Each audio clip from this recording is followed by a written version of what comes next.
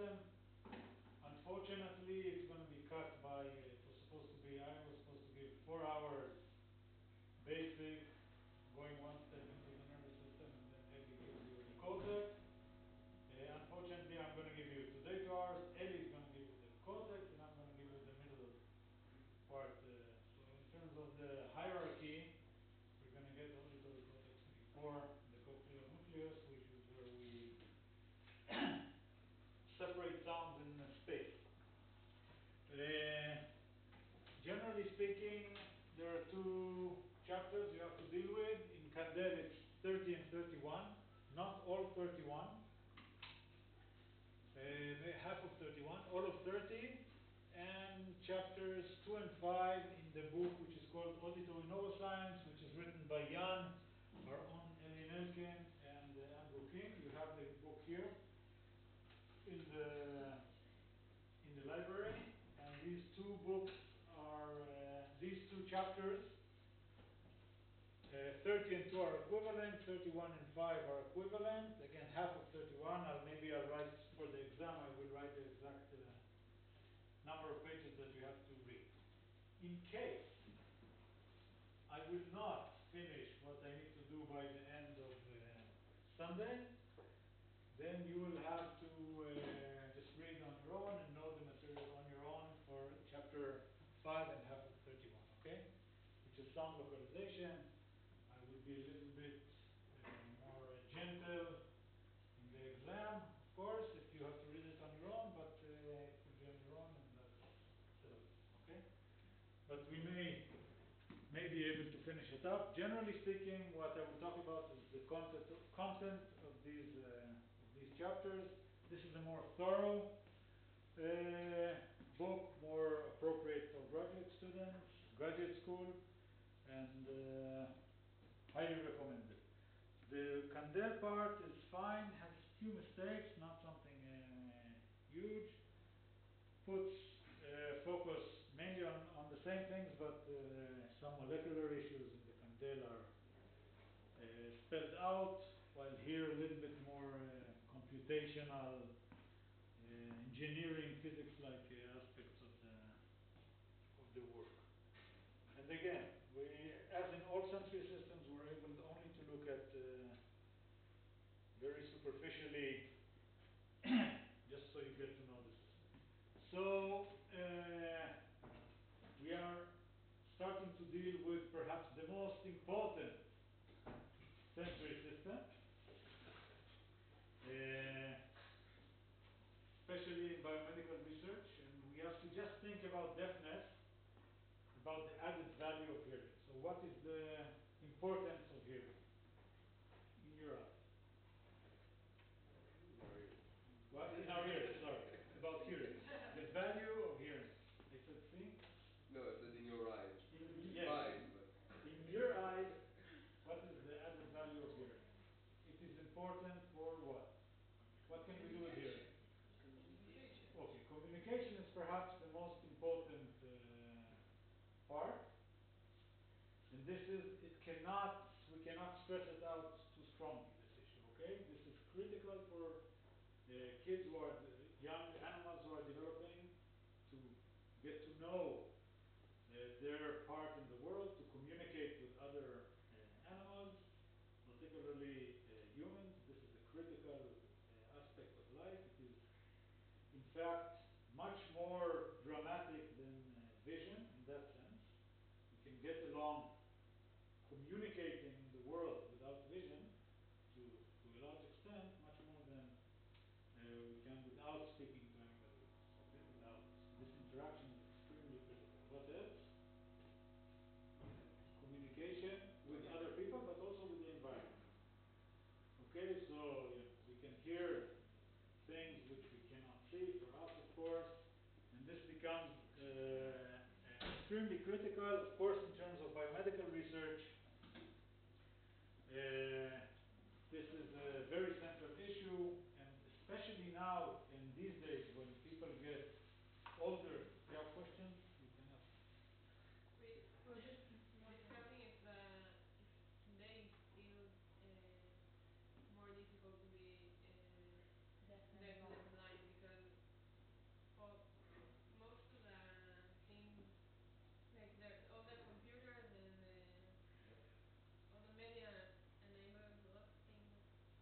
So for example, the issue of sign language makes people, at least in terms of inter-individual communication, a very fruitful and successful avenue to communicate and be part of their society, to convey emotions. In fact, people say that sign language is actually has a more rich and deep aspect of emotional expression than the English spoken language. So in that sense, if a kid or if an animal can communicate in other means, it can overcome some of these things. There are also cochlear implants, other things. But generally, if I would, we always say, what do you prefer, to be without electricity or without water? By far, without water is worse. 19 days, 3 days without electricity. If I had to choose either to be blind or deaf, it's not an obvious choice that I would choose to be blind or to be deaf. I think in terms of social communication, deaf is as bad. Okay, it's not worse. Not to be able to communicate. But if you do find ways to communicate in the modern world, it's fine. Think if you make a poll What? in here or in People the will people would want to say to be in silence. I think 90% Really? people would prefer to be. I think it's scarier to be blind. Scary. Yeah. I don't think so. And a lot of the communication is through text and not speaking. It's very Okay, we all agree that being deaf is bad.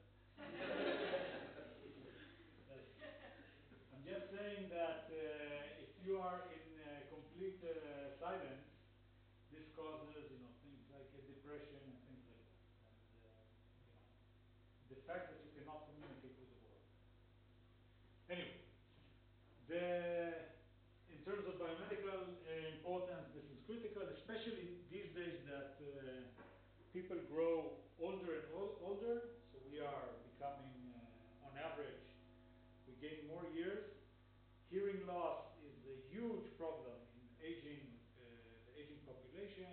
So this is something that also people who are losing their hearing in old age are trying to deal with, and this encounters additional problems that are still acute today.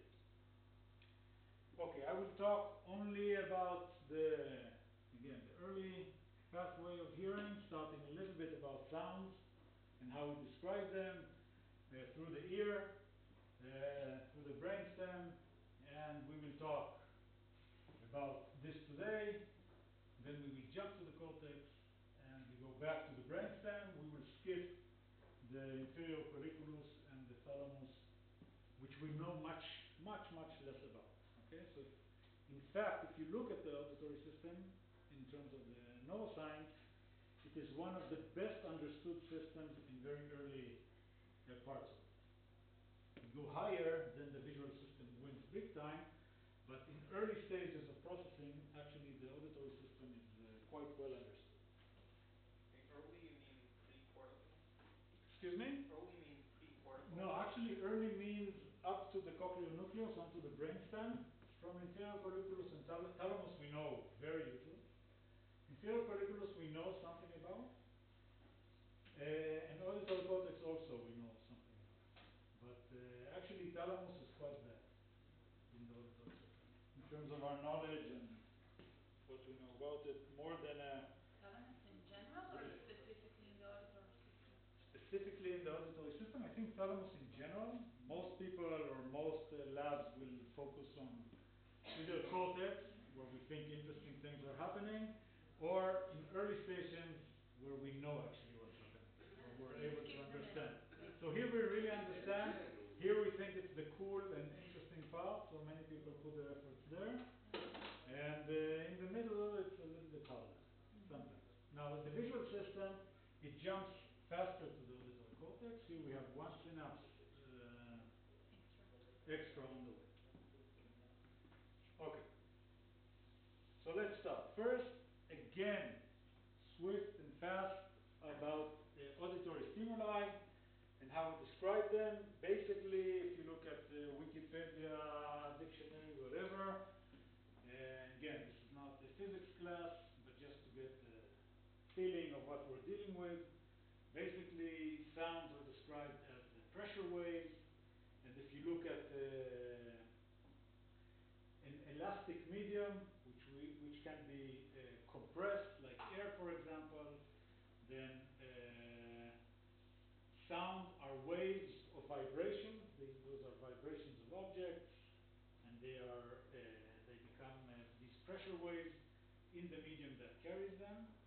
And these pressure waves gives them a special property of compression and rarefaction of the air, and these cause vibrations that are detected by whatever is detecting these vibrations. Okay, they spread, diffuse in the medium that they propagate in, and their speed and things like that depend on the medium that carries them. Okay, so sound in air will have different properties than in water, and different properties than in metal, and in air it will have different properties in hot temperatures, cold temperatures, and we will not go into all the details of sounds, in terms of the physics. Now, sound propagation, it causes these waves. All the demos that I'm going to give you here can also be seen. The nice thing about Eli's book is that it has great interactive videos in the chapters. So you just log into these chapters and you can see, go through all the topics. Basically, if we look at sound waves, the particles, again, it's not wind, but rather compression and rarefactions of the particles of the air. Basically, when something vibrates, it causes this compression and rarefaction. Okay, so this causes this wave-like behavior of the medium. Great. The speed of sound depends, like I said, on the medium. As they teach us in high school, in air it's about 300 meters per second. In water it's faster. In metal it's faster. About 1,500 meters per second. And animals do communicate both in the ocean and us, terrestrial animals, in air. And this is a very important and basic means of communication. In the ocean, it's quite amazing. I don't know who of you was part of the vocalization meeting we had last year about the whales that can call each other and talk through the ocean, hundreds of kilometers away from one another. It's quite a remarkable biological story. Okay, sounds. We perceive sounds at different time scales. We have perceptual correlates that vary a few orders of magnitude, so we can understand or hear melodies with time constants of seconds, notes at constants of parts of a second, and we can perceive pitch, for example, which is much faster than 0.01 seconds. So actually, the auditory system can capture a wide variety of timescales perceptually. Normally, we would describe sounds. You can take any sound and describe it very usefully using sine waves, okay, as the basic component of sound. Because of this wave-like structure of the property of the stimulus, we can take these sounds also as a neuroscientist. It's very comfortable to work with these stimuli. We can decompose them to different frequencies. And normally, if you look at sounds with the frequency, amplitude, and phases, you can reconstruct it in 3D. Again, you should be reminded, in the olfactory system, this was a very big problem for neuroscientists to work with the stimulus. And here, it's actually perhaps the best stimulus control that we have in neuroscience comes from the auditory field. And again, you can really describe sounds very well using sinusoids. So for example, if you log on MATLAB and create your basic sine wave.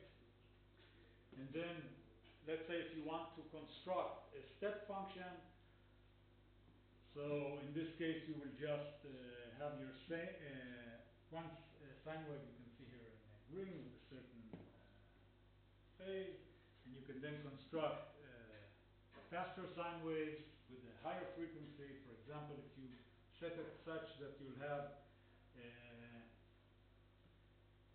two peaks within a given peak, two subpeaks, and then another one with another two peaks within this subpeak, and another two peaks within subpeak, etc., and you can construct a perfect square. Okay, if this is accurate enough, it will be a perfect square stimulus.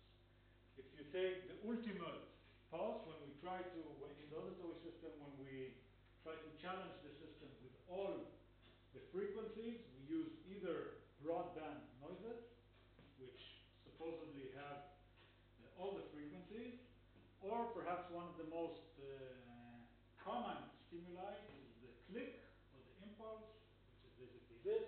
And you can create a click by simply constructing all the frequencies and aligning their phase together, so they would be, the maximum amplitude will be locked, and therefore all these other frequencies will cancel out each other, and you'll get a flat line, because these sine waves can be constructive or destructive, and they will be highly constructive here, and you get basically a sound which includes all the frequencies. Okay, so this is known as a click. So anywhere between a click and any other sound that you want to make, you can simply decompose the sound to its basic frequencies, to sine waves, and use different frequencies, phases, and amplitudes to create your favorite sound. The frequency of the sound is directly related to its pitch. The pitch is a perceptual property of how high or how low is the sound. The amplitude of the sine wave is directly related to the strength of the sound that you hear. And different phases, it doesn't matter if they appear in isolation, of course, but when you play different sounds, the phases become extremely important, okay, in order to perceive one thing or another, and we will see some examples as we go along. Okay. In real life, we have sounds that are composed of a mishmash, of a gimesh of these things all together. This is, for example, two different sounds, two different recorded sounds, and I just want to exemplify how we normally describe sound wave. So one way to describe it, on the y-axis, you can plot the pressure, and on the x-axis you can plot the time. And for example, if you will stay tuned one sec, I will play you the first sound.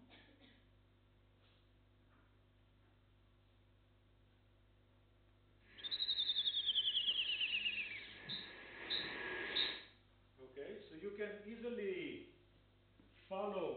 get a feeling of the perception of what you're hearing. Okay, these very fast syllables or chirps, and then at the end, three other chirps. Anybody identifies what we hear here?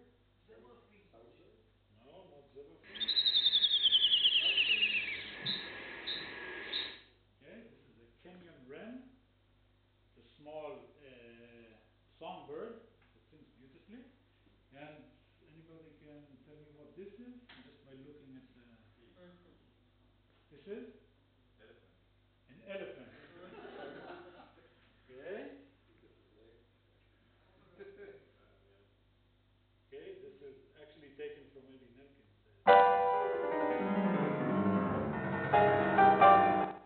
Okay, anybody can identify this word? The piano man. Piano, that's good. Come on. Most of the LSEC students are musicians, no?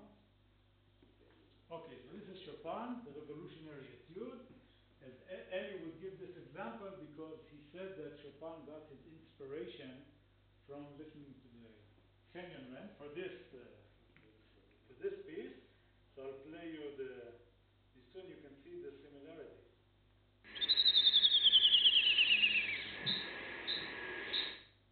This is Chopin. Right?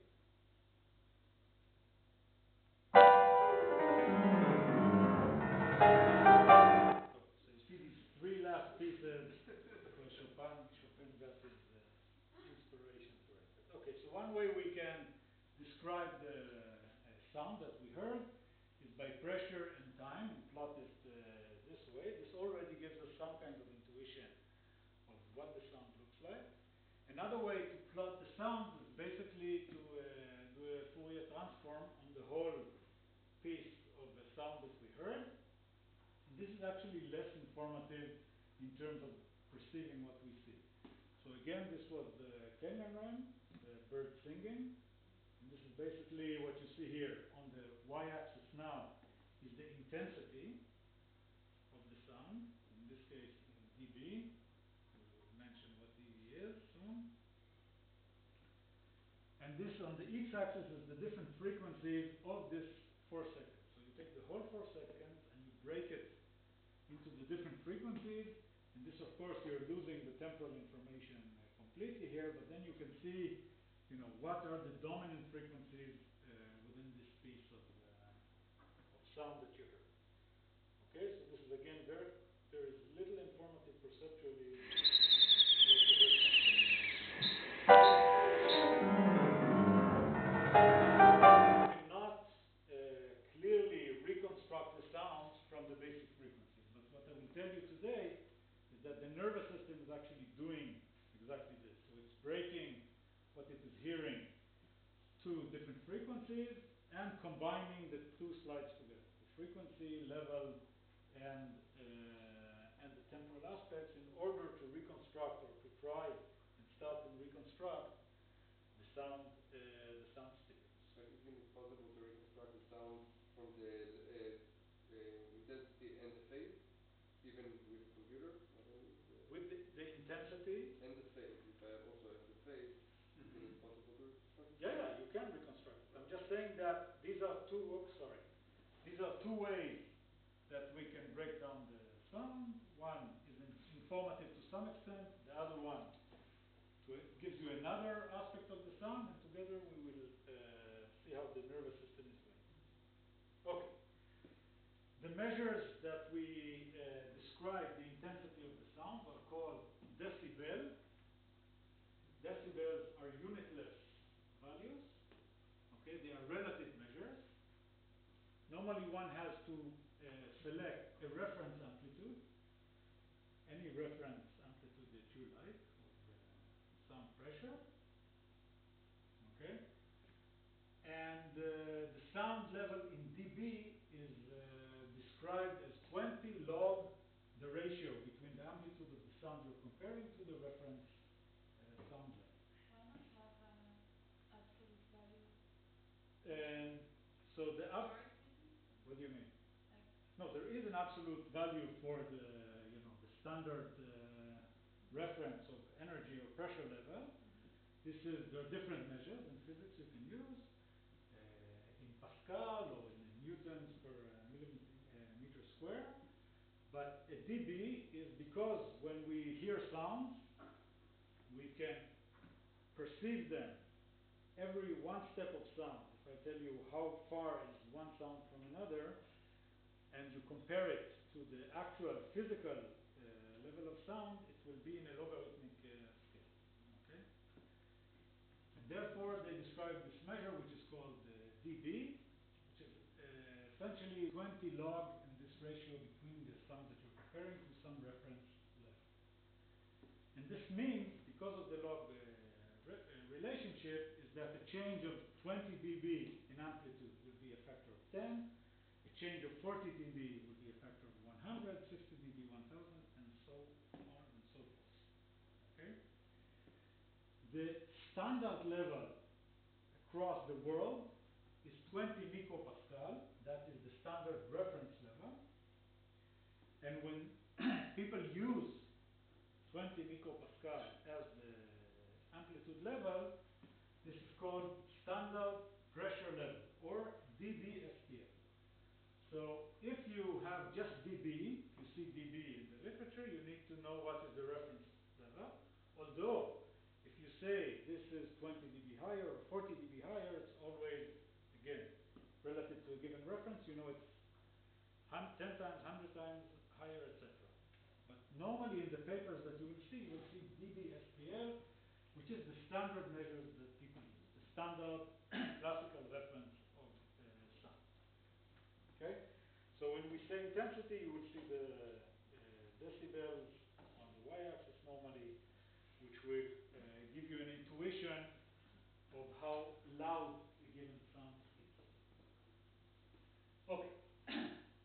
Now, one of the characters of the auditory system is that it has a very wide dynamic range in terms of amplitude. So we can hear ranges between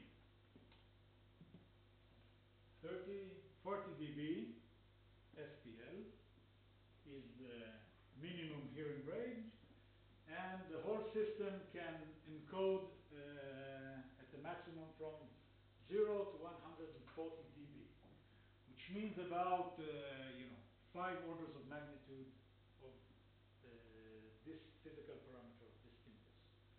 This is a huge dynamic range compared to other systems. Now the visual system also, we can see in the dark, even you can get responses from photoreceptors even to single photon, and we can detect or encode, still have some changes when there's very bright light. However, the visual system needs to adapt between complete darkness and to seeing in light. Okay, so we have different modes of activation.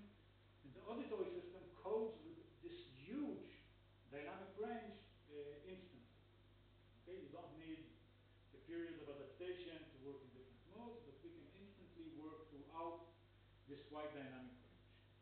So if you, just to give you a feeling, if you go out to the wilderness in the Negev, the sounds that you will hear are about, if you put a high quality microphone, about 20 dB. If you're in full quiet, again, very, very quiet noises.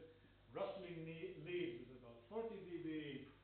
Rainfall is about 50 dB. My voice now is about 60, 70 dB. Traffic's 85. A chainsaw is now 100 dB. A rock concert is 110. A jet plane noise is 130, etc.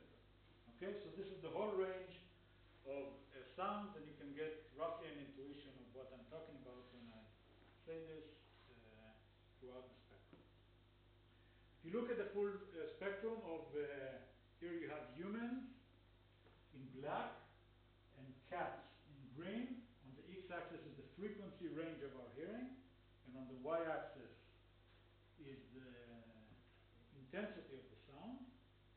So again, the humans fall roughly in the yellow zone here, and this is the threshold.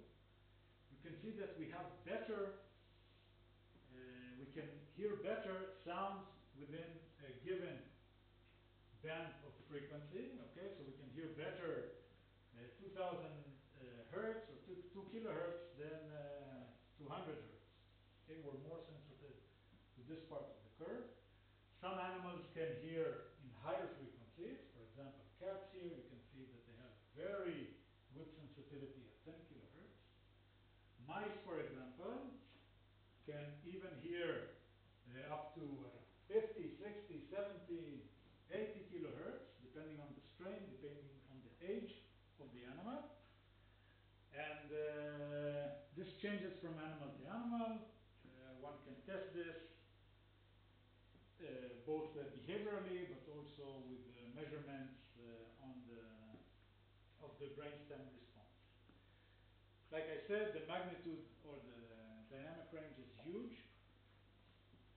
Beyond 120 dB, we are starting to have damage to to our hair cells in the ear.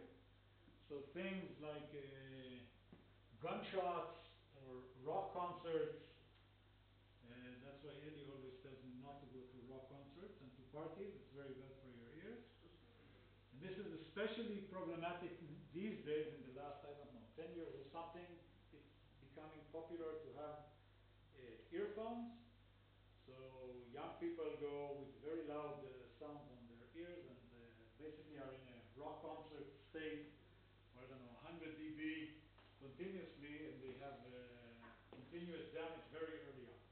Israelis normally have their first serious damage in the army when they shoot a gun, and this immediately causes an irreversible damage to the health. Okay? Pain you can start to feel at 140 dB, and of course at much higher ranges you can have serious damage which is beyond damage to the hair cells. Okay. Andy, Yeah. what exactly causes the damage? What? What causes the damage to the hair cells? What causes the damage to specifically the hair cells of the loud sound? Yeah, and what Yeah. happens that damages them? Actually, I don't know biologically what will cause them damage, but in fact, I think You need dramatic and mechanical deflections of the hair cells or something, of the stereocilia probably. But I don't know exactly what is the limit. I don't think it's not voltage, probably mechanical stretching of the probably the cells. pressure, right? Yeah. There's very strong pressure inside the cockpit. Inside the, yeah, but the question is, how far they can handle that. So And the cells don't regenerate no, hair cells do not regenerate, not in humans, not in mammals. in like 49. Yeah, but when they designed it, they didn't know we would live until 80 something and go to rock concerts. They thought we are in the wilderness, maximum fishing or something like that, and Rock concerts are very important. what? Rock concerts are very important. They should be part of the Yeah, but I think when the design was made, it was not. Okay, so we can hear, as you can see from the graph, we have a range of hearing. We cannot hear more than, I don't know, 12, 15. So I'll give you an exam now, and we will see. What we'll see is a video that tests your hearing range. Okay? So be prepared. If you hear, put your hands up.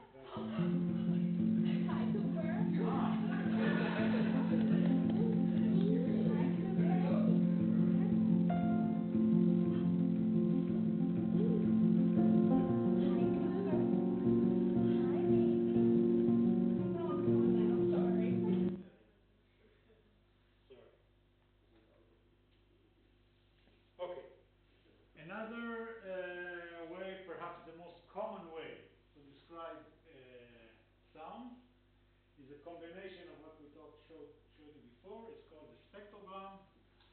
This is what I showed you before on how a sound should look like.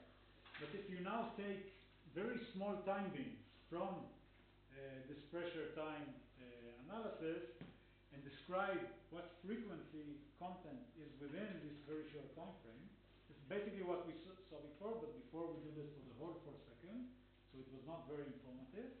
If you do it for very short time beams, you can plot it in the way that it's shown here. So now on the y-axis, instead of the pressure, you get the frequency. In color code, you get the intensity of the given frequency. And on the x-axis now is time. And then you can easily perceive for simple sounds, what is it that you see here. This is nicely shown in the spec. I don't know if you heard Amir Ahmedi talk, but he has these tricks between the sound and the, you can see it very nicely in the spectrograms that Amir is using. But basically what what will you hear here? See if you can guess.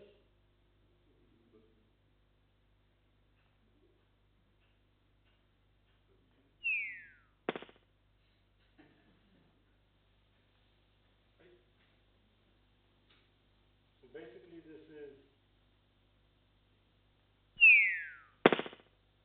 okay, so you hear a high frequency as if something is falling, okay, from a high frequency, then the high intensity, it's falling down, and then you hear this loud click when it falls, and you can see that the click has all the frequencies in it, and it's a loud click because it's a reddish click.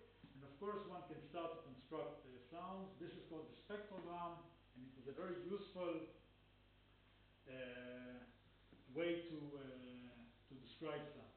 Okay, what you have to do is simply break the small segments into the frequency components and describe their intensity in color code, and you have a way to describe sound. Of course, it's easy to perceive and work with a pure tone or with a falling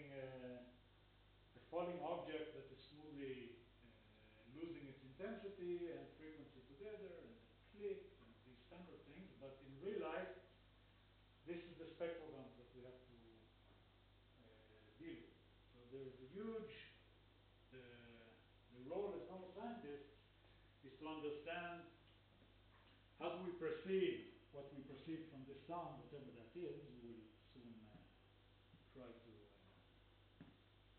figure out from here to what we actually can perceive. And of course that has to do with learning and memory and experience and things like that, but generally this is a natural sound that we have to deal with. Okay, so anyone can guess here? Speech.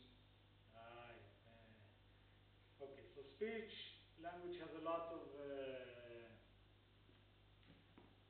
harmonic structures.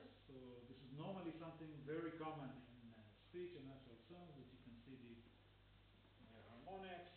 Okay, so let's see what we have here.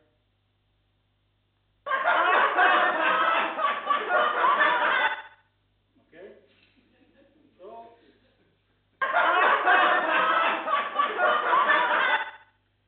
so immediately from this spectrogram, impossible to understand what happened in the scene, but of course we can easily perceive that it was a room with a few people laughing in this case. Okay? So generally the auditory system has to be able to do exactly that. To take these different frequencies and construct a meaningful scene. So we do it with the biology, and we start in the beginning, which is the ear, and the ear is composed. The ear has to do three things. One, it has to capture the sound in the environment. Okay, this is done by the outer ear. It then has to transmit whatever it captured internally, so to the receptor surface. And this is done by the middle ear. And finally, we have to transduce sound waves into electricity, into action potentials, because the language of the brain is action potentials, and this is done by the inner ear. So let's start one by one. The outer ear, it has a non-acoustic function of protection. It starts with the auricle and ends at the eardrum or the tympanic membrane. Basically, it has a non-acoustic function and an acoustic function. In terms of the non-acoustic function, it protects the eardrum. It keeps this pathway clear of debris with the hair and wax production that keeps all the junk outside and doesn't let and protects it also. It resides within its bony structure. Okay, so this is the non-acoustic function. Acoustically, it gathers acoustic information. And in fact, it selectively boosts different frequencies or shuts down specific frequencies. And this is particularly true for different frequencies above 6 kilohertz at the elevation level. So because of the structure of our ears, and this of course depends on different animals, it will affect their hearing in a differential manner. So basically we have to capture the sounds in the environment, and the different structures of our auricle will have different impact on how we hear things. And this is directly related to the size and structure and the fine structure of the auricle. So this is just a microphone put on one end where the eardrum is, and you play the sound through the auricle, in this case at different elevation levels. And you can see that different frequencies travel within different intensities. Some are being amplified, some are being shut down, and again, depending where they come from. In this way, we can learn to associate a sound with a given region in space. There is, I think, a nice museum in Denmark where you can exchange your oracles with these different oracles. And then you can, people will talk to you and you can hear things very differently. In fact, we can learn quite rapidly to understand what's happening around us if we change the structure of the oracle. And so we can learn these new rules by which our outer ear captures the sound into the brain. At the end of the journey, in the outer ear, the sound waves hit the tympanic membrane or eardrum. This is an eardrum, a live real eardrum on the right-hand side. It's about 17 millimeters in diameter, and it vibrates in responses to sound waves. And in turn, its role is to transmit this information to the inner ear. Okay, you can see very large or very high amplitude sound waves will cause vibrations. For example, on the window, if you have like a very big sound, you can see these vibrations. So basically, these vibrations are in a sense focused, at least some frequencies are focused onto the eardrum by the outer ear, and this eardrum then vibrates to the next step. Of course, beauty is another important thing. We put this because my daughter did one of these, and I thought that this is more beautiful than the other. So we're having a big fight now. Okay, so the next step is the middle ear. Okay, so we're done with the outer ear, which basically captures the information, and this transmits this information through three very special bones. These are the smallest bones of the body. It's called malleus, incus, and stapes. Patish, Sadan, Kuba. Actually, the smallest one is the stapes. And the middle ear basically transmits the sounds by the vibrations from the eardrum, and it hits the window of the cochlea. Okay, this is done. There's a small YouTube thing here, just to show you.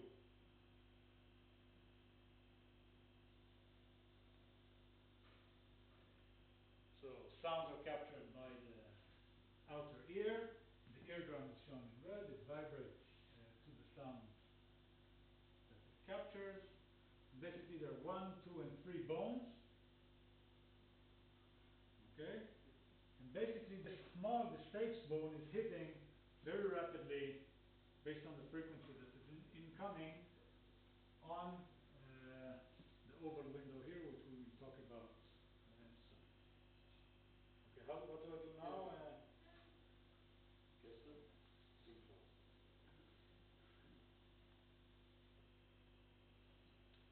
Okay, great.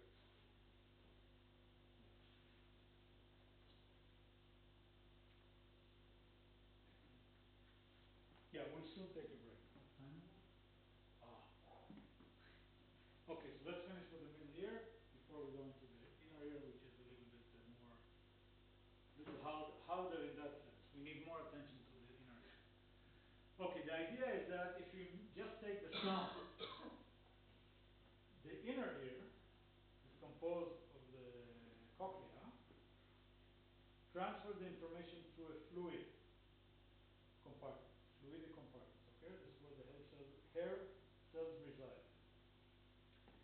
And in order to match the impedance from the air onto the fluid, the middle ear is doing it in a very efficient manner. If you just take the air as it is, and play it onto the oval window of the cochlea, the small oval window of the cochlea, you will lose most of the information. Okay, because of this transfer from the air onto the fluid. And this is very common if you're looking at light. You shine light from air to water, you have different diffraction and different properties of the stimulus itself. The same thing here. In order to increase the efficiency, we have a transitional period, and basically this means that the inner ear converts acoustic information or acoustic energy to hydraulic energy by means of mechanical energy. Okay, so it uses this acoustic energy, the vibrations of the eardrum, and these 3 bones are transferring this information in order to match in the best way the impedance. It says that without this, less than 1% of the energy will be transferred from the air to the inner ear, which would cause a huge loss in hearing, about 30 dB loss of hearing. Okay? So that's basically the role, and they do it by 2 means. One thing is that the eardrum, area of the eardrum, which vibrates, is 17 times larger than the oval window at the tip. So this basically effectively increases the pressure of force per unit area. It's a little bit, they describe it like a tick. So if you press on the tick, all the pressure now is, some of the pressure will be lost, but most of the pressure is now concentrated on a very small surface area. So you gain a lot, or you focus a lot of the pressure. And also, these 3 bones have like a lever action, which further amplifies the pressure. So we still lose information, but not quite as much as we would have lost if it would go directly to the inner ear. The last thing about the middle ear, two things about the middle ear. One, we have a small muscle there called the stapedius muscle, which is the smallest muscle in the body. The skeletal muscle, but it is controlled unconsciously. Too bad that it's controlled unconsciously, because what it does is that when it contracts, you can lower the activity of the stapes and shut down hearing. So for example, if it would be conscious, you could now, shut it down and close me completely, mute your environment, a very useful phenomenon, but it doesn't happen. It's actually part of an acoustic reflex. When very large sounds are entering the ear, this thing is contracting, and it protects the ear, not the ear, sorry, from very large sounds. Okay, it's not fast enough, so therefore these gunshots will make the damage before this thing comes into play. Okay? The other thing which is nice about this is that it is activated unconsciously when we talk. And therefore, when you hear yourself in a recording, sometimes you think your sound sounds funny. And this is because your hearing is actually different when you talk and when somebody else is. So if I record myself and then I don't talk and don't activate this muscle, it doesn't change perceptually the way I hear. This is why we feel strange. We hear strange our ear. Last thing about the middle ear, yeah, before we take a break. So that's the outer ear and the eardrum, and these are the small three vesicles. Are they live in this very small, airy room? Okay, it's an air-filled cavity here, and because of this, it's a place warm, cozy, and small. This is where bacteria like to rest, and it is a very common place for infections of the ear. When infections come in, then your immune system starts to attack, and it causes all kinds of fluids that are stuck in the ear. And normally, the inner ear, the middle ear, sorry, is connected to the pharynx with a tube, which is called the Eustachian tube. And the role of this tube is to drain pressure, fluids, and air, and to make this thing an aerated room, so it's not cozy and hot and humid in there. The problem, and this is well known, when you go in airplanes, you get pressure in your ears, you can pop that and just make sure that the pressure is equal between the different compartments. In children, it's very small and sometimes not affected, and therefore they have many times common ear infections. And when it gets very bad, sometimes the doctor can put all kinds of castoreum, I don't know how you say this, it's called glue ear in kids, and try to drain it. Some people say it helps, it doesn't help because of the common infections that come again and again. But generally, it's a place where, and perhaps the most common reason for conductive hearing loss. Okay, so we'll take a break, and we'll come back and talk about the inner ear and take ourselves up the hierarchy. Let's take 15 minutes, so we're back at 1:10. Let me fix that spelling mistake.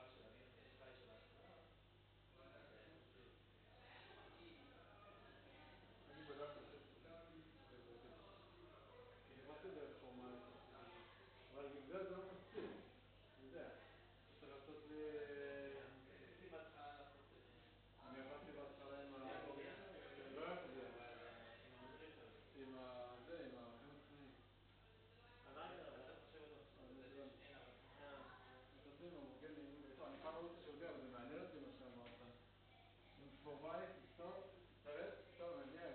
תגיד, אז לא בדקת יציבות לפי זה? לפי מה? לגזור, לפי... לא בדקת יציבות. בסעיפים הראשונים עשיתי ככה. טוב, אני אגיד לך בעד שנייה. בסדר.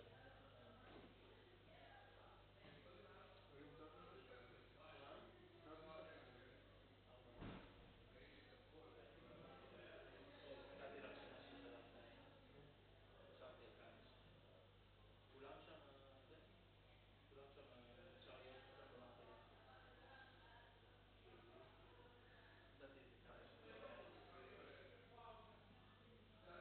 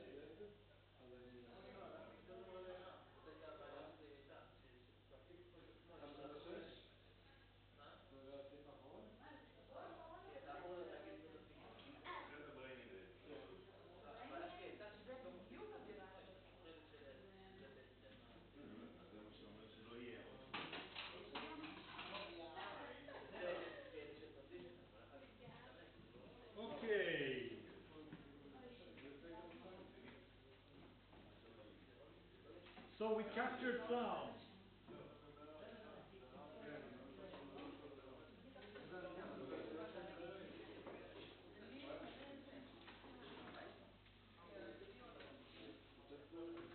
Okay, so we captured sounds by the outer ear.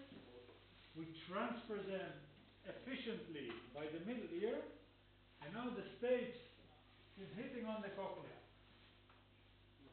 There's actually an opening here at the cochlea. It's called, this region is called the oval window. And this is where the stage is hitting.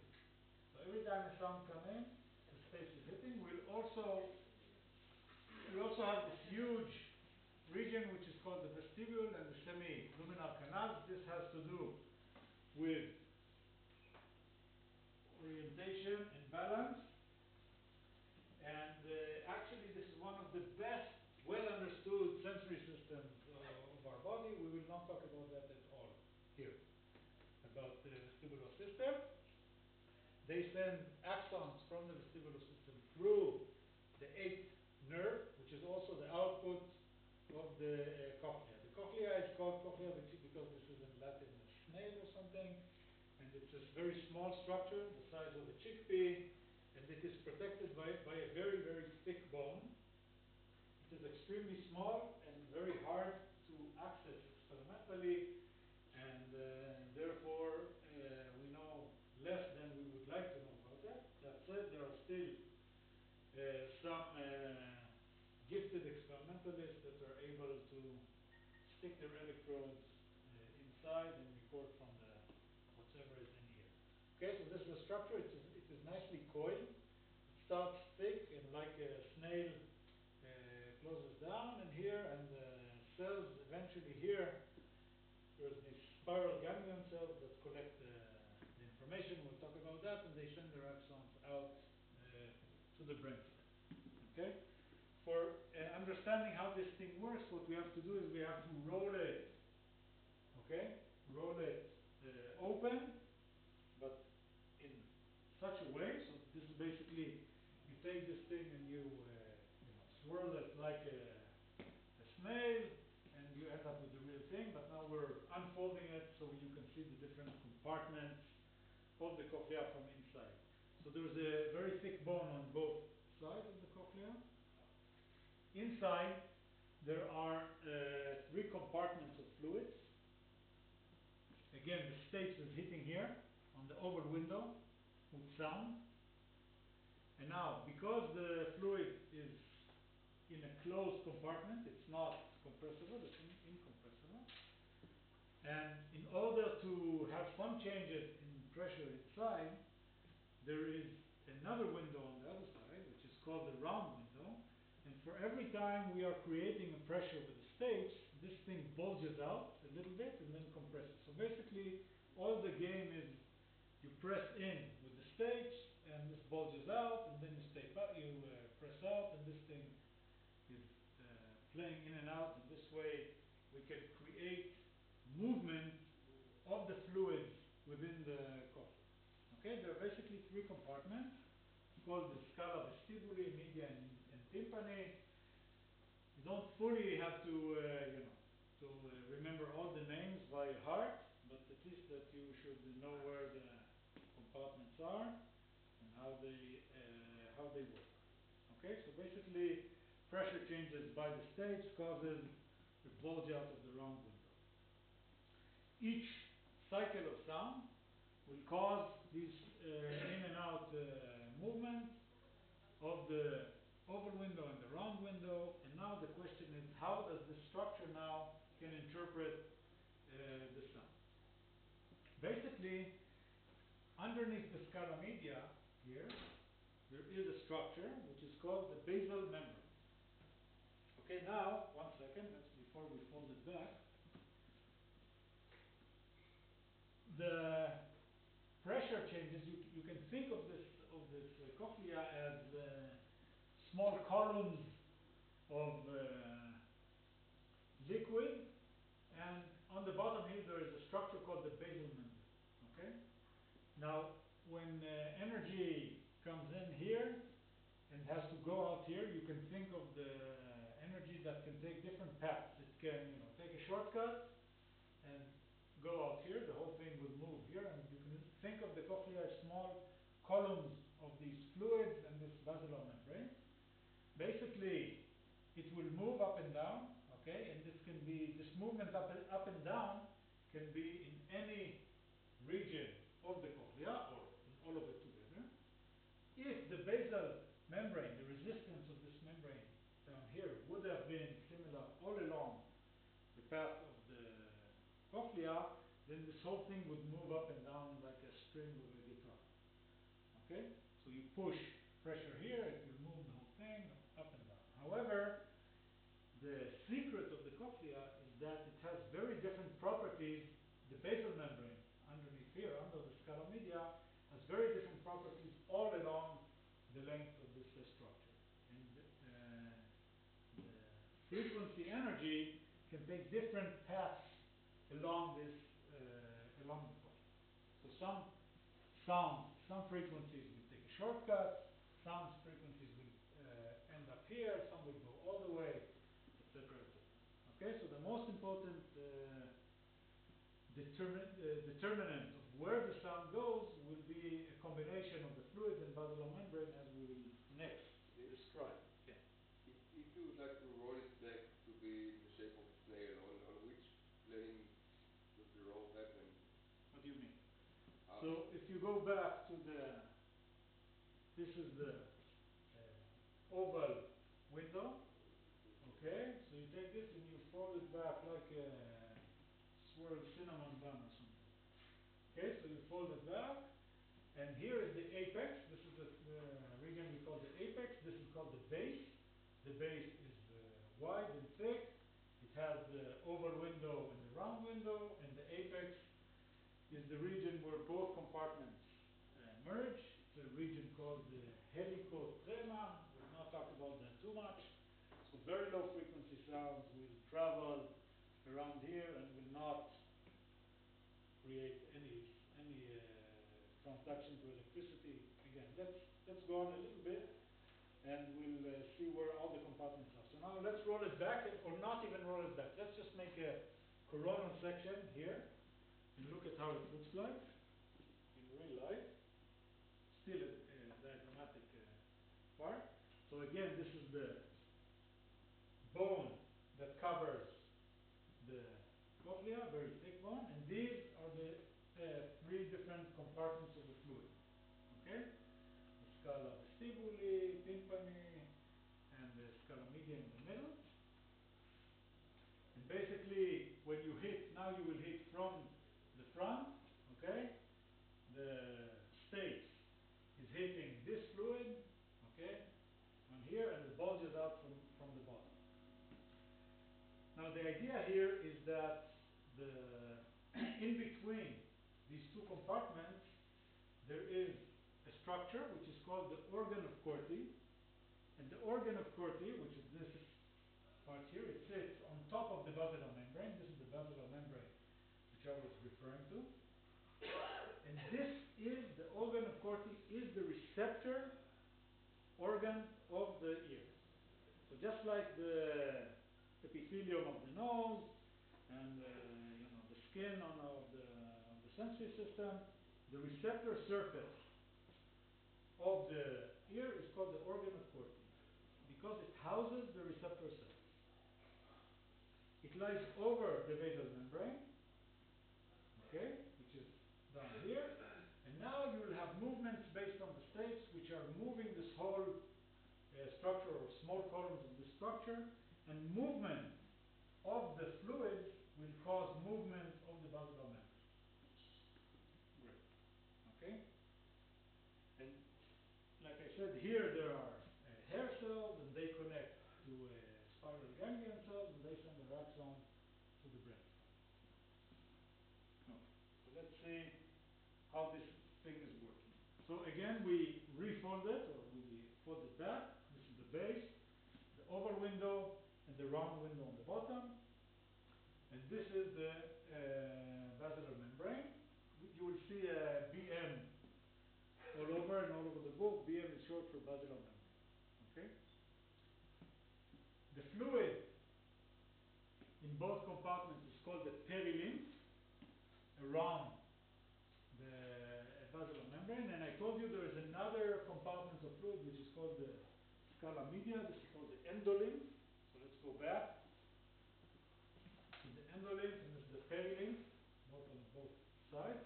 And the movement that we hit is at the perilymph. Now the side of the basilar membrane close to the base is tough and narrow. Okay? So it has high resistance, it's tough and narrow. And at the apex end, at the other end, it's wide and floppy. So it's much less resistant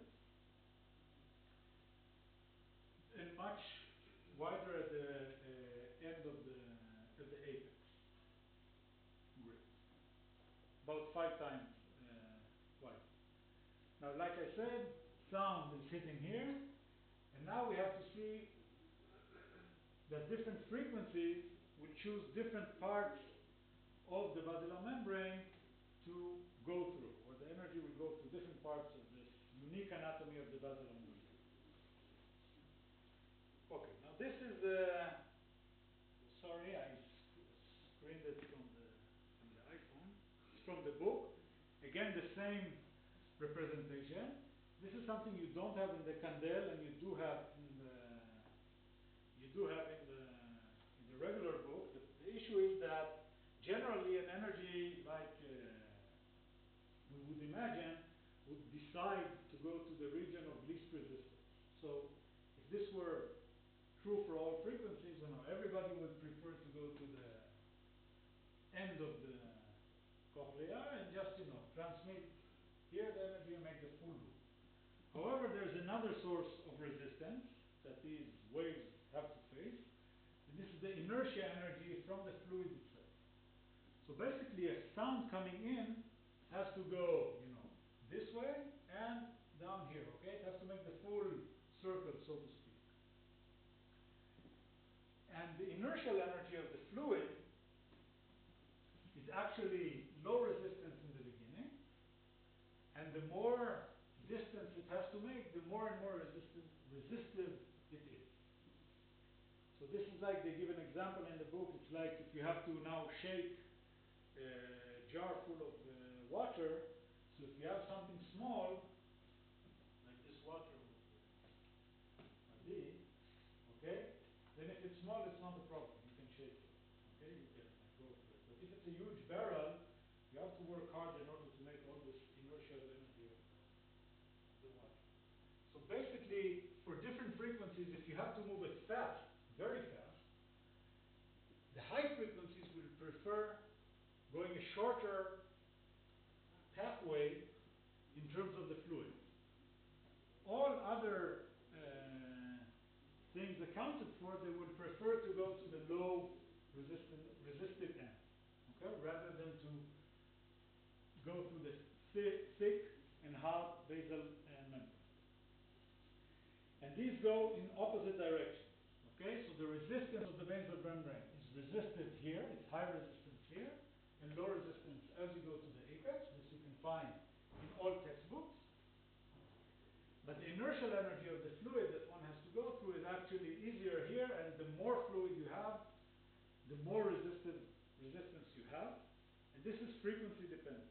So low frequencies will have an easier time with the fluid, and high frequencies will have a much harder time with the fluid. Basically, it's the combination of these two resistances that the energy has to overcome, both the inertial and the basilar membrane stiffness. And each frequency will then choose the path of least resistance, taking into consideration these two different resistances, okay, the overall resistance. And as a fact, higher frequencies will prefer the short pathway, and low frequencies will travel further away on the basilar membrane. Okay. What's the triangle in the middle? Not the basilar membrane, right? This, the triangle? Yeah, is it scala media or? No, this is the basilar membrane. But isn't the basilar membrane narrower at first? Isn't it wider? No, it's and narrow. You see it from the side. Okay, this is a view that it's not it's narrow. Sorry, that's the word. It's narrow. But what I show you in the next slide is from the side, and you see that it's thick. So it's thick and narrow. Okay, this is actually narrow, and here at the floppy end it's wider. So it goes into longer distance. Okay? Great. Now, different waves, different energies would end up at different regions along the basilar membrane. And in fact, if you look at measurements of the basilar membrane, pure tone frequencies will excite a small region of the basilar membrane. It's not a discrete, only a single region that will oscillate, but rather a patch of the basilar membrane, and it resembles a traveling wave. Okay, the travel is from one side to the end, to the apex of the basilar membrane. You can see it's thin here, it's wider here, and you will see later when we look at the receptor fields, this is why it's sharper. This traveling wave structure is sharper at the peak, and then has these smaller waves towards the low frequency end. But if you look at the basilar membrane, it behaves like a traveling wave. If you want to look a little bit more into details of why is this different than other filters, there's a long, like a 4 pages thing in Eli's book about the different types of filters, etc., which explain this traveling wave in a little bit more detail. But we will not dwell on it too much now. Okay? The idea is that a given region of the basilar membrane will fluctuate with high intensity based on the resistance we just talked about. Okay? And this region is different for different frequencies, but each frequency will cause a bigger deflection on the basilar membrane at a given point, and the structure of these oscillations will not be discrete area, but in a wider area of the basilar membrane, in a patch, which resembles a traveling wave with a strong peak at the beginning and smaller waves later on. Okay. Because of the structure of the cochlea, different frequencies, the different parts of the basilar membrane will be sensitive to different frequencies. And in fact, the different frequencies are organized in a very clear manner, and this organization is called tonotopic organization. Okay? So if you look at next door neighbors, they will have lower and lower frequency preference to the sound coming in. And this is a one-dimensional organization, which is called a tonotopic map. If you look at the different frequencies, in fact, they are also organized in a logarithmic scale, okay, and not linearly. So basically, the distance from 2000 to 200 is about 1/3 of the cochlea. From 200 to 2 is another 1/3, etc., etc. Okay, or I missed the numbers. And it's a logarithmic scaling of the tonotopic map. If you now roll it back and you look at the basilar membrane, again, low frequencies will excite further regions of the basilar membrane, higher frequencies close to the base. The tonotopic map of the cochlea. Therefore, if you look at textbooks, this is how they draw the cochlea, and different regions along the cochlea are the preferred frequency, which is the one which will oscillate the biggest intensity in terms of the basilar membrane movement. Okay. Why is this range in a logarithmic scale? Is it because I don't know, the stiffness or the thickness is arranged logarithmically, or because this property declines logarithmically with the, I don't know. So I would say both. Yeah? Yes. So it's both Okay, design design here are rather linear gradients, but actually two different gradients. Okay, one is the stiffness of the basilar membrane, and the other one the inertia. And then it's the properties of sound. And I think there is more in Ellie's book. Again, if you want to go a little bit more details into why about the physics of this, so you can read chapter 1 in the book, 50 pages of gamma tone filters and I don't know, and what have you, which describes this whole, all the properties of the wave. Bon, okay, so in the Kandel book, it's more user-friendly. So you see, this is the kind of responses that, or pictures that you see, drawings that you see. Again, low frequencies at the apex, high frequencies closer to the base. And when you play a complex sound, the amazing thing is that it behaves like it is a frequency analyzer. Basically, it breaks down the complex sound into discrete frequencies when you look at how the basilar membrane is activated. Okay, so let's look at the movie here. Okay, so this is from the. Sorry. No, this is not an alarm. So this is the base. This is a model, of course. This is the base of the cochlea here, the apex here, and you can see the tone plane at the top. Okay, low frequencies will excite regions of the basilar membrane at the end, and it looks like a traveling wave. And again, this is a pure model, so you can really explain wholly the behavior of the basilar membrane from basic filters that they use. Okay, in the paper, let's go again. Now this is not YouTube, so we should be fine. It's the second one. Yeah, that's a nice thing.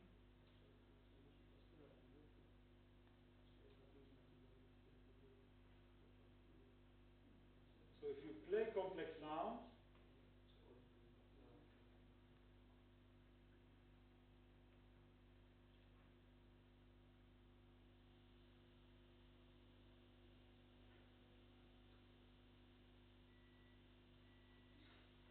okay, you roll at the cochlea. This is what we talked about now. That's the basilar membrane. Soon the music will begin, I hope.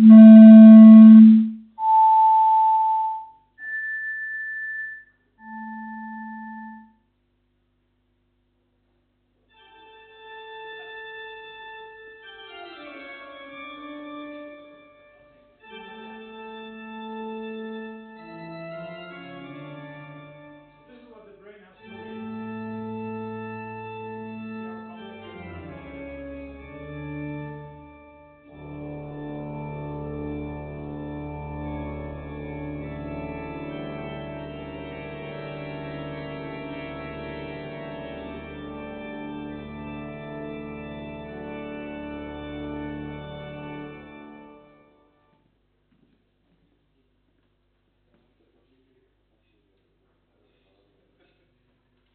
Okay.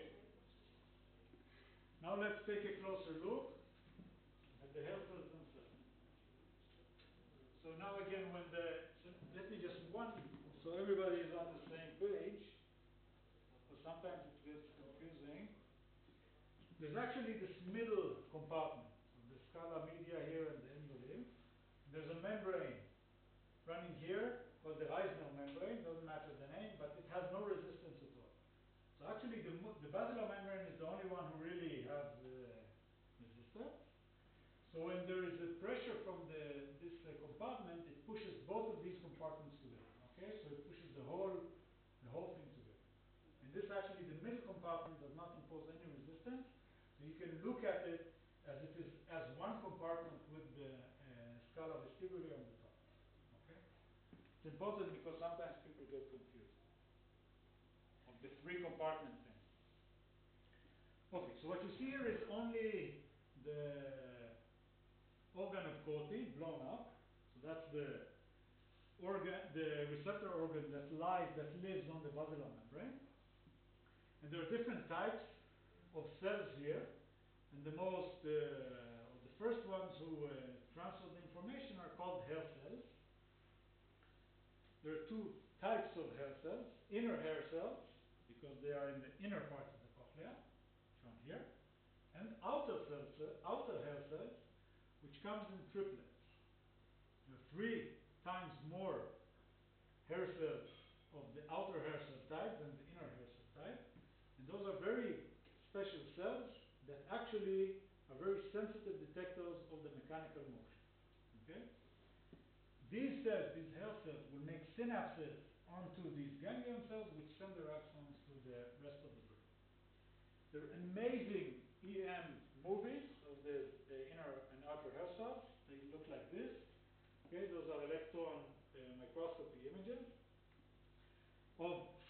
You're looking now from the endolimbs, okay, from the scala media region. And you can see the top of these hair cells. So if you look at low magnification, these are the outer hair cells. They come in 3 rows. And these are the inner hair cells. And they have these stereocilia that come out of the cells that are bathed in the scala media. Okay? Now let's go back. Okay, so what you've seen before is we took this thing out, we leave only the hair cells, and there were images from the top. These come in 3 rows, and they go all along the cochlea, and this is the 1 row of the inner hair cells. Okay, and it's a one-dimensional structure that lies all over the basilar membrane. The unique thing about the organ is that it curves. There's a cartilaginous structure here, which is called the tectorial membrane, which is like a roof that sits on the hair cells of these, on the stereocilia of the hair cells. Okay, it's actually in real mechanical touch with the outer hair cells. There's no real touch here, but the movement, there is fluid around here, and every time this thing is moving, it causes movement of the small stereocilia of the hair cells. And because these things pivot at different regions, okay, the tectorial membrane, this roof, and the basilar membrane, it creates what is called a shear motion. Okay, so this is the roof, the tectorial membrane that you saw before, and this whole thing moves together with the pressure of the fluid, okay, of the states. And because they pivot at different places, there is shear motion, like in scissors or something. Okay. And when there is upward movement, for example, there is movement of the hair cells towards one direction. And when there is movement to the bottom, these hair cells, these stereocilia, move in the other direction. And these are thought to be the region that senses very fine sounds and very fine movement of the tectorial membrane. So everything here is in a bath of fluid moving, and because they pivot on different regions, it causes this shear forces that causes the stereocilium to move. Great. So these are these small hair bundles. They bulge out about 8 microns there. There are a few hundreds of these for each hair cell. Okay? And they're actually connected by crosslinks together. So as a group, they are much stiffer than as isolated. They don't dance like in the olfactory epithelium, where they have free life to disco. But these guys are stiff together. They're together. And here they have a very thin neck close to the cell body. So now we look at a cartoon of these cells. So these are the cilia. They are constructed in this conus-like structure, and they have a thin neck here where they are connected to the cell, and therefore they can easily move by the motion that is created by the movement from the stapes and the shear force from the tectorial membrane. Okay, so these are these hair cells. They don't have axons, they don't have dendrites, but they have synapses that synapse on the next cell in line. Okay, the spiral ganglion cell on the other side. Okay, as good neuroscientists, the first thing that we want to do is stick an electrode, right? That's the basic, the aleph bet of neuroscience. So we stick an electrode into an hair cell. Yes. Are you going to talk about the fact that there is an efferent and afferent from the hair cells? When we will talk about encoding, yes, little bit. Why? I just wondered about how we can. Does this mean we control them somehow, or? Yeah, there is efferent input to the hair cells as well. That's still coding actually. This is the glutamatergic synapse going out, and there's a synapse going in. Okay, like for attention, or? I don't think we know much about the role of the efferent input, but you are ahead of class. Let's start from the beginning. Okay, so the first thing that we do is we stick an electrode into the hair cell, and what we find is that they deflect not in all 3D dimensions, okay? They can dance only in one direction, not in this direction, for example. So they deflect this way and they deflect the other way. And when you deflect the stereocilia, you actually see a depolarization of the membrane potential. So normally if you hold these cells, they're at minus, I don't know, 57, 58 or something like that. When you deflect it, you apply force onto the stereocilium, you get the depolarization of the cell membrane, of the membrane potential, and when you deflect it to the other side, okay, to the other side, you get the hyperpolarization of the cell. So normally there is leak current going on, which you can control, depolarize and hyperpolarize from the resting state of the cell.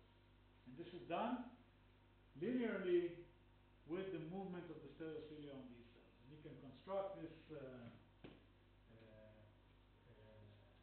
movement in nanometer to the membrane potential of these cells. Okay, you can already see that the dynamic range of excitation is much higher than the hyperpolarization of these cells. Is it similar for all of the hair cells, like the direction? This direction causes the Yes. choice? Yeah. So the direction of movement is similar to all hair cells. They have different properties along the cochlea, but in some animals more so than other animals. I think we have a slide on that. Think later. Okay. So the amazing thing is that this is a highly sensitive curve. So you can see very clear differences with very small, in terms of size, absolute size, movement of the stereocilium. Okay, so this is a very delicate and sensitive mechanosensor.